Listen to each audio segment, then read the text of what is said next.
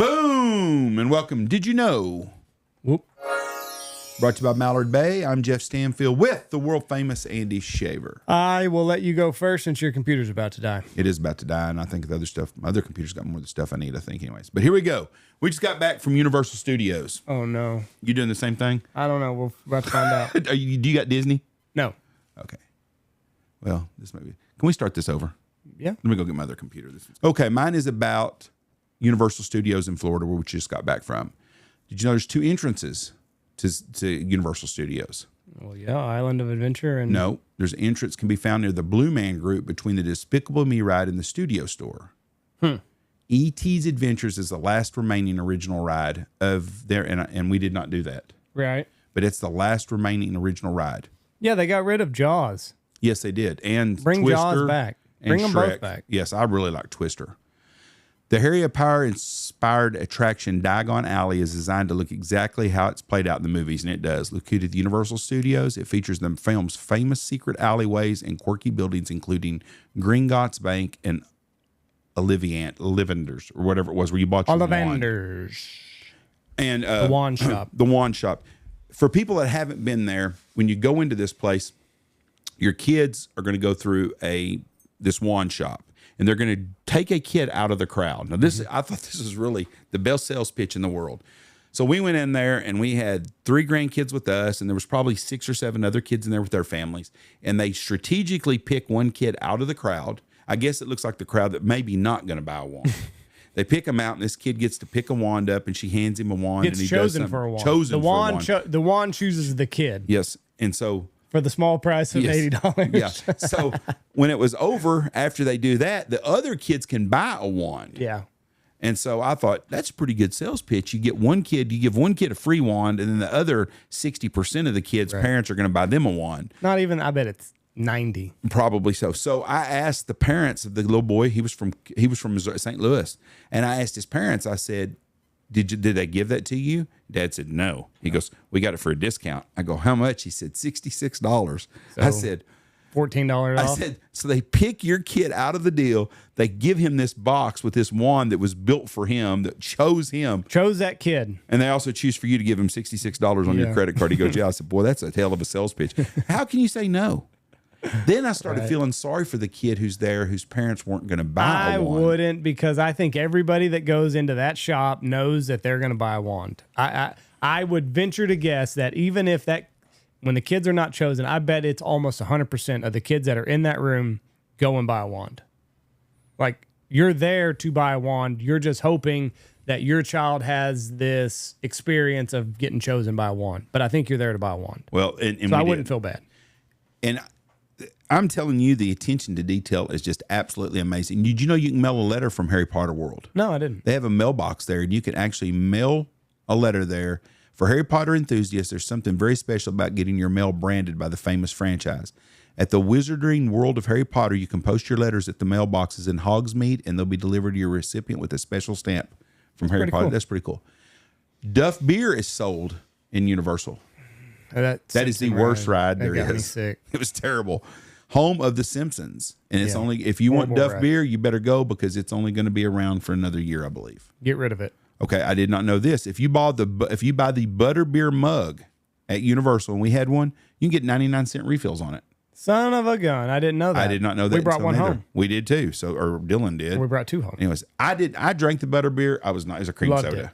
You did? Oh, yeah. Cream soda with some butterscotch on it. Fantastic. So you're going to make it for the boys then some night? Nah, I don't know about that. Well, they won't ever have it again unless you're going back to Universal. We'll go back. Well, I'm glad y'all are going to go back. There's a secret wall at Hogwarts Express. If you're taking the Hogwarts Express train from Universal Studios, you can actually walk through a solid brick wall to platform 9 3/4 to catch the train. I did not know that. I didn't either. You can become a DJ. If you both love roller coasters and music, the Hollywood Rip Ride Rocket is for you. Once you're on board, you can choose your own song. Did y'all ride that? Yes, we chose our own song.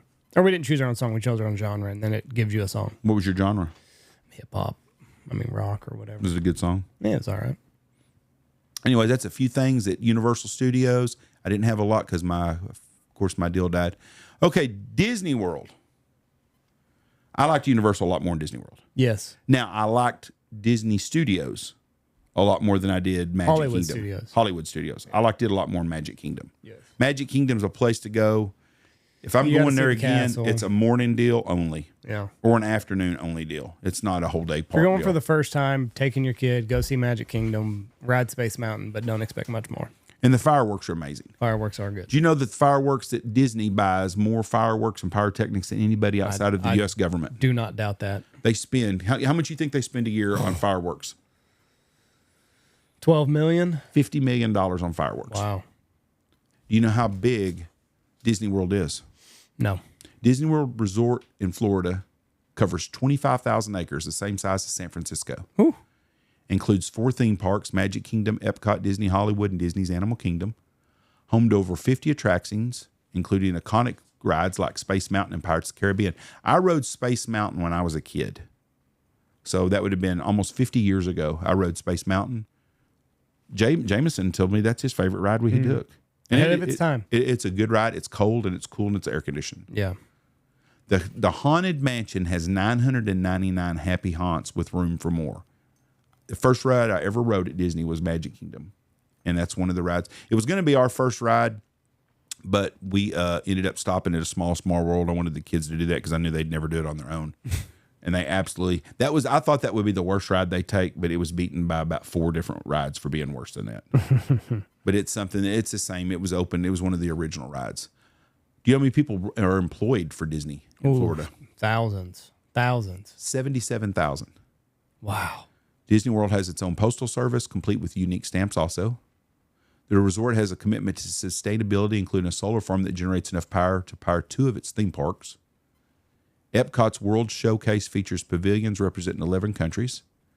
The Magic Kingdom opened in October 1st, 1971. It was the first park built at Disney World.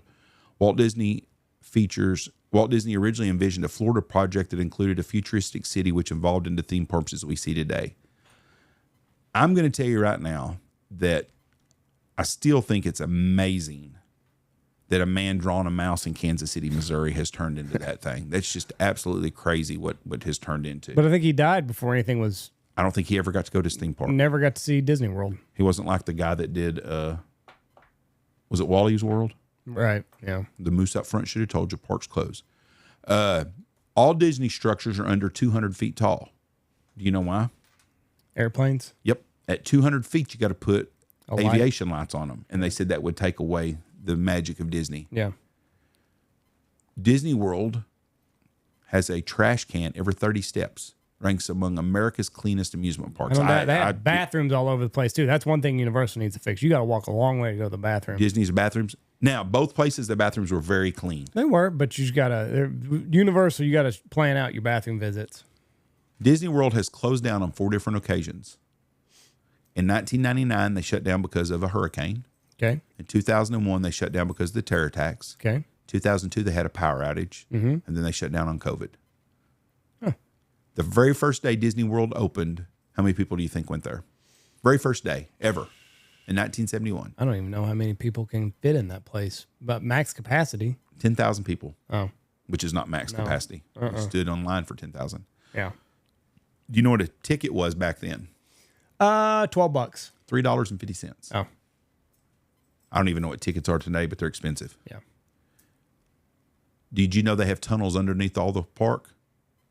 No, but that doesn't shock me. Yep, called utilidors. Yeah. Spanning- You got to get there. They 14 foot below ground, and they can go from everywhere you need to go. That Like makes emergencies and everything. They're a really good idea. Yeah. They opened the Hollywood studios at Disney up until 1989. They actually filmed movies there. Oh. A lot of shows were done there. Especially a lot of animatronics and like Lilo and Stitch, Mulan, and Brother Bear were there. Yeah. They have 4,000 acres of landscapes and gardens. 3,000 football stadiums worth of landscapes and gardens. The Animal Kingdom in Disney World with 7 strong team members designed that whole thing. And if you search for Animal Kingdom to get all the animals in the park from all over the world, they traveled 500,000 miles. Same as circling the planet 20 times. I'm glad we didn't go to Animal Kingdom. That's not my favorite.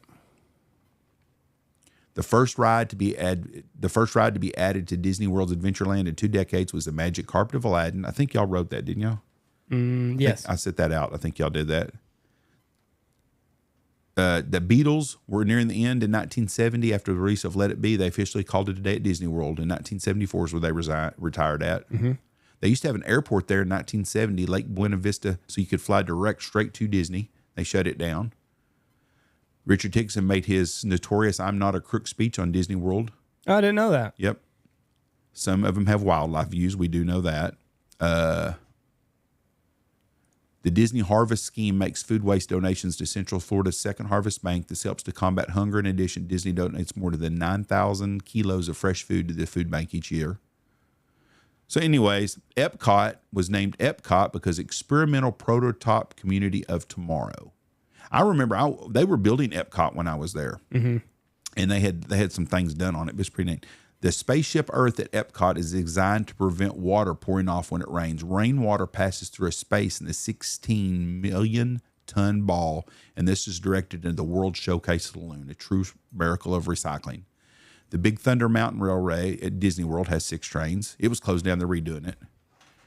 Cinderella's castle at Disney World has an opulent exterior. However, looks can be deceiving. Inside the castle is just a Cinderella's table, boutique, and restaurant. Also, there's a hotel room that's almost impossible to book.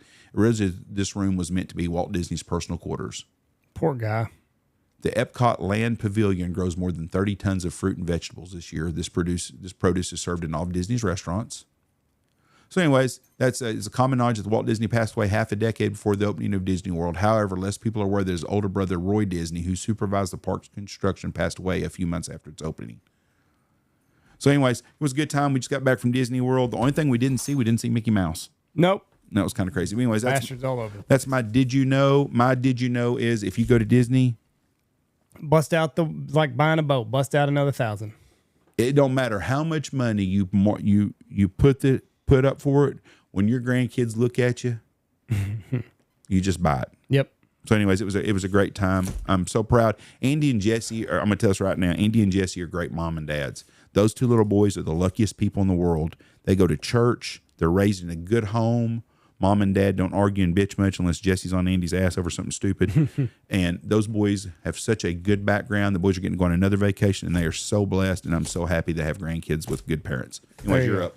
Okay, so similar, along the same lines, Harry Potter. Did you know that it was first J.K. Rowling's, her real name's Joanne Rowling's. She goes under the pen name of J.K. Rowling's. I'll get into why in just a moment. She first conceived the idea for Harry Potter in 1990 while on a delayed train from Manchester to London. She had no pen at the time, and she had to imagine much of the story in her head. She was rejected by 12 publishers before Bloomsbury finally agreed to publish Harry Potter's and the Philosopher's Stone. Most of the publishers thought that it was too lengthy to be a kids novel. She was trying to hone in on that kids market. They thought it would be too long of a book and it wouldn't keep kids' interest. So 12 publishers passed. She was given a £1,500 advance from Bloomsbury in advance for the first book. The publisher also advised her to get a day job since children's book didn't typically make much money. True. They told her that she needed to adopt a pen name because they feared that young boys would not read a fantasy book written by a woman. So she adopted the K as a tribute to her grandmother, Kathleen. The first print run was only 500 copies. God, can you imagine how much one of them original books would cost? Yes, I've got the number right here. Oh, I'm going to say $3.5 million. Not that much. No. It'd be 500. You said. I'm going to say 10,000. $100,000 if it's in excellent condition. Of the first 500 copies, 300 went to libraries. I mean, we don't know where they are now. The name Hermione was strategic. Rowling chose the name Hermione to ensure young girls wouldn't be teased for having common names. It was uncommon in Britain, making her character stand out. Many names and creatures come from classical languages and mythology. So if you listen to Dr. Peterson, a lot of the stuff in there that she had studied French in the classics. She had studied a lot of Greek mythology before writing the book. So like if you listen to Dr. Peterson's breakdown of Harry Potter, there's a lot of like really, really intricate stuff in there that you wouldn't, just the typical reader like me wouldn't pick up on. But she was very, very well versed in Greek mythology. The Dementors reflect depression. Rowling has said Dementors represent her experience with clinical depression. She created them during a particularly dark time in her life after her mother's death. The entire first draft of Harry Potter was typed out on a manual typewriter. Wow. She drew the Hogwarts crest herself. Rowling's created an early vision of the Hogwarts crest and motto, Draco Dormiens Nunquam. Titillatiness, I don't know. Never tickle a sleeping giant. Okay, now, do you know which of the books has sold the most copies? I'm going to say Sorcerer's Stone. You are correct. 120 plus million copies, according to... Imagine if she made just $1 per book. I've got that down here. I want to say when I was reading this earlier, they get 5 to 8%, 8 to 15% per book. Well, you know they're selling for $10 a piece. Yeah, yeah. So she's making $1 to $1.50 a book. Now, 8 to 15%. I don't want to interrupt. I've got a question, and you may be fixing to answer it.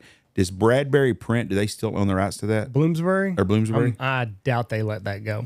I think they produced all a lot of I people, don't have it. What's his name? Sun Records sold Elvis Presley, so I didn't know if maybe they sold it after it first came out to.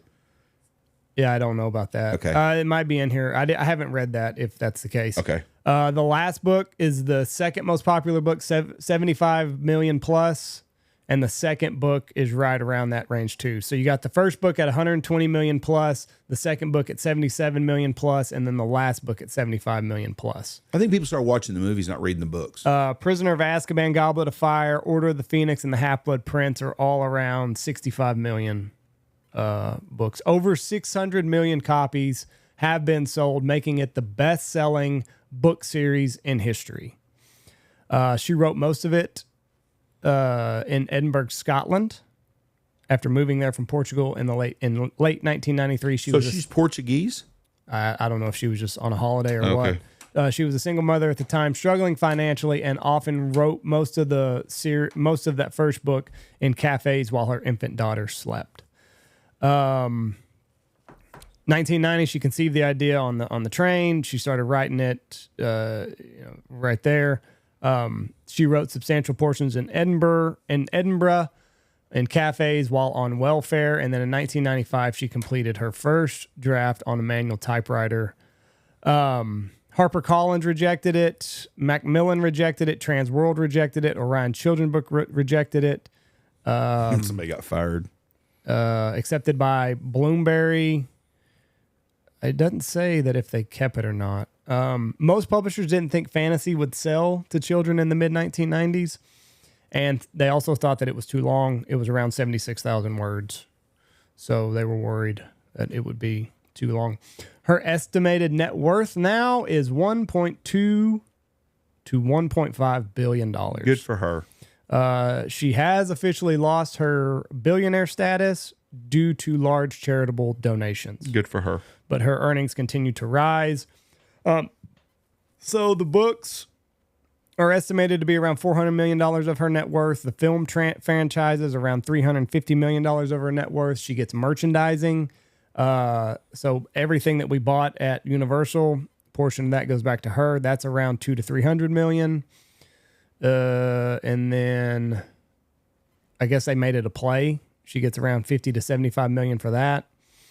She has donated over $160 million to charities, including Loomis Foundation, her own charity, Comic Relief, and multiple other children's hospital donations. So she has done very, very well.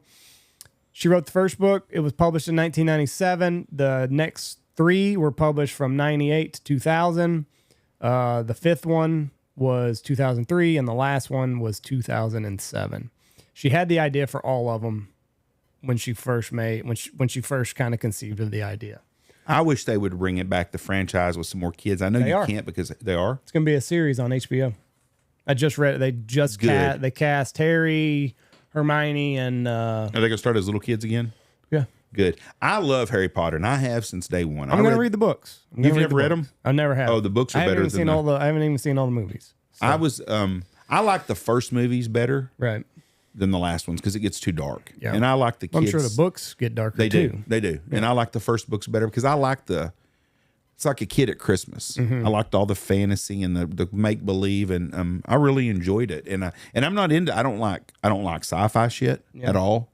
Like I was lost in Warlocks. None of that shit. I don't like any of that stuff. No, not at all. Yeah. But I liked Harry Potter, and I think it's because most of the time frame of their stuff is that time in our history that I love. Mm-hmm. The late 1800s to the mid 1930s and 20s. I love that time in our country for some reason. Yeah. And I just find it fascinating, and there's a lot of that in there. But I liked her imagination with the butterbeer and the pumpkin. I mean, it just was such a really cool deal. And Hagrid is like Hoss Cartwright. Mm-hmm. How do you not like Hoss Cartwright? Right. How do you not like Hagrid or Haggard, whatever it was? But it was a really, I really enjoyed the Hogwarts area. And I told Jesse when we were walking out of Universal, I said, I can't believe they built this epic world and they have not built a Hogwarts hotel. Right. With the whole theme being Hogwarts, that would stay packed with the kids. Mm-hmm. I'll tell you another thing I noticed on our trip. Hogwarts was kids with wands and shit, and you saw some older weird people that you did lots of grown men running around with wands and cloaks, which tells you a lot about America. But then when you go to the Star Wars deal, there's a whole lot more of them fuckers running around with building their own what are the things, lightsabers and shit. Yeah. There are some weird people. Now, those people that are your age, that was a lot of them weird fuckers from 30 to 45, they grew up in the Star Wars era, and maybe that's why. Where the Harry Potter world is kids, but your age is Harry Potter too. Yeah.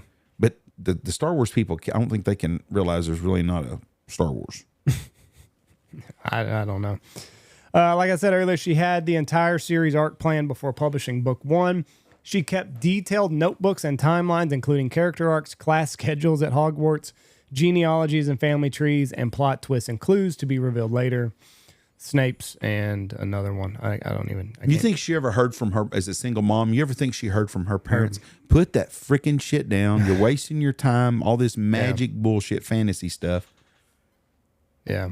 I don't know. She believed in something. She's good. She wrote it's a hell of a story for kids. Bloomsbury still does hold the publishing for the UK, and then in the United States, Scholastics holds the printing rights and is her American publisher since acquiring them in 1998. You know, whoever pitched that to Universal to do the first movie probably had a tough pitch. I don't know. I think it was. When was the first one done? Because it says here, me and your mom and your aunt and uncle Todd Missy, we went to Vegas sometime in the 90s. I don't remember when the first movie came out. And it might have been 2001 or 2, I don't know. But we went. But I remember we went to a store in Caesars at the Forum Shops, and Missy went in and bought something, and they gave her a Harry Potter bag. Mm-hmm. And she's like, I really don't want that. You know, she's kind of embarrassed about it. And that would have been, so that's when it first came out. It was after the fourth book, 2001. Okay, 2001 or 2. And to be honest with you, I had no idea what Harry Potter was. Right.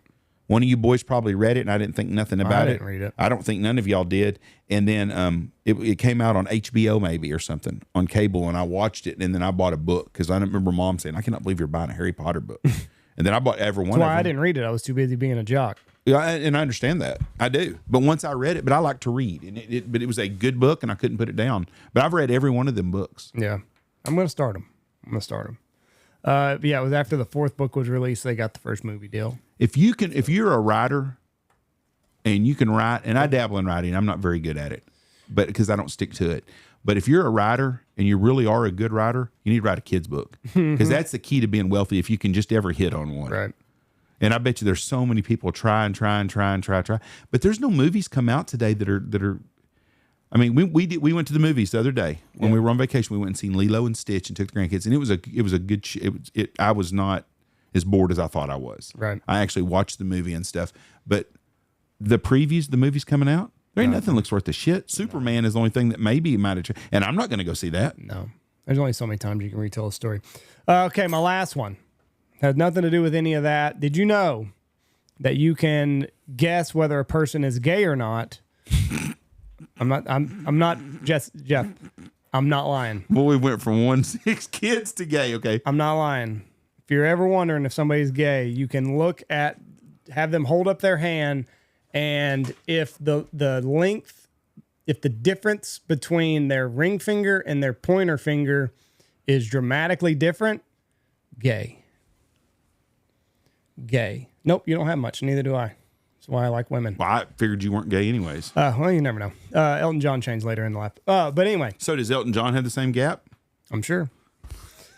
So everybody's looking at their coworkers. They get in the office today. I'm dead serious. Like, Joe, show me your hand. Oh, he's a cocksucker. This has been replicated. The National Institute of Health has several papers on it. So can you cut off one of your fingers to make them closer together so you're not gay? Yeah, I don't know. But anyway, what happens is the amount of testosterone that the embryo encounters in utero is what determines your finger length and the differences in there. So if your index finger and your ring finger are similar in size, there can be a little bit of a difference, but relatively the same size. You were given the correct amount of testosterone. This is kind of over my head, but so this is scientific proof. Yes, this is scientific proof. It's been replicated in over 5 studies, thousands of people, and it's pretty consistent. So if you're ever wondering about your coworker, what side of what team they're on, just go out for a handshake one morning. Check out the difference between their index finger and their ring finger. If it's a pronounced difference, you can guess. There's some poor straight dude that's working somewhere today that's got jacked up fingers. Nope. His buddies. I'm not talking about a sawmill accident. I'm just talking about telling you, if it's like way down here. There's going to be one person that's enigma of this whole thing, and he's going to be at work, and now he's going to be catching shit all the time. He's going to go home and tell his wife, say, listen, everybody thinks I'm gay at work because my one finger's shorter than the other. She's going to go, what'd you do with that finger? It's science, baby. You can't dispute science. Science is science. So I'm not arguing this part with you. I mean, it's just kind of interesting. Yep. Oh, that's the whole point of this series. By God, did you know? That's the whole point of this series. So if you're ever wondering, check out their hand. It'll tell you everything that you need to know.